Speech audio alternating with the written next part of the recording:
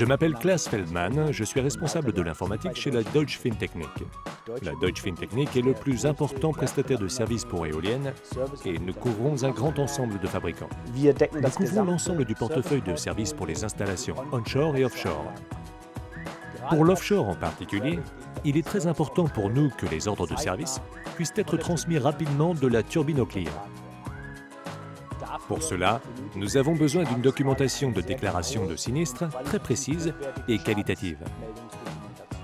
Je m'appelle Jens Landwehr et je suis directeur à la Deutsche Fintechnik Offshore und Consulting et je suis responsable du département Offshore Wind et je suis dans l'industrie éolienne depuis à peu près 17 ans.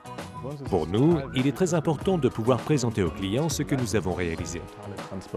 Donc, être totalement transparent dans ce que nous faisons et pouvoir retracer à quel moment, quels travaux ont été effectués, quel était le contenu du travail que nous avons fait et quelles sont les autres mesures de maintenance nécessaires pour que le parc éolien reste opérationnel.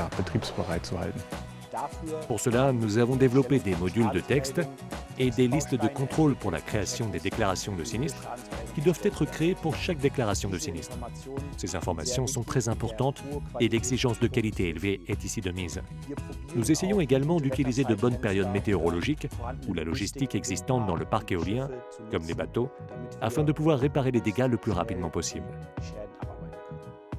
Les ordres de service sont créés au bureau et traités par le technicien de service. Les éléments clés d'un ordre de service sont les temps de travail, les listes de contrôle et les documents. Il est très important que ces informations soient mises à la disposition du client via le portail client peu de temps après leur traitement.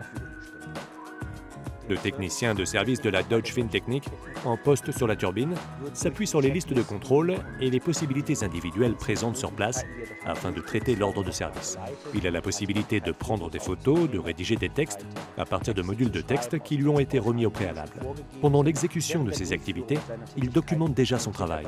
Il lui suffit ensuite de synchroniser ses tâches afin qu'elles soient disponibles dans le back-end. Cela nous permet d'économiser un certain temps de traitement ultérieur. Je m'appelle Lutz Grohe et je travaille à la Deutsche Fintechnik Offshore und Consulting depuis environ 4 ans au sein du service technique. C'est justement le fait de travailler avec les photos en combinaison avec les listes de contrôle et maintenant les rapports d'incidents qui font que de nombreux travaux sont effectués de manière propre et bien structurée et que de moins en moins de questions sont posées à ce sujet. Le système L-Mobile nous a aidés en premier lieu à résoudre un certain nombre de problèmes. Il s'agissait par exemple du retour d'informations rapides à partir des commandes que nous avons effectuées, de la transparence et de l'utilisation des matériaux et des pièces de rechange que nous avons utilisées, mais aussi la rapidité de la facturation qui nous permet de recevoir rapidement les données du terrain dans un délai de 12 heures au bureau et que nous pouvons ensuite prendre d'autres mesures pour des travaux ultérieurs. D'autres thèmes concernant la remise en état apparus durant la maintenance.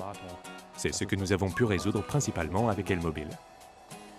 Le plus grand avantage du service L-Mobile est en fait de créer un paysage numérique qui rend possible un travail de bureau sans format papier à long terme et où je peux reproduire des processus clairs et transparents, de sorte qu'à long terme, nous puissions réellement expérimenter l'industrie 4.0, disons-le comme ça. Dans le cadre de la numérisation, nous sommes optimistes et pensons qu'avec la solution de L-Mobile, nous sommes bien préparés pour l'avenir.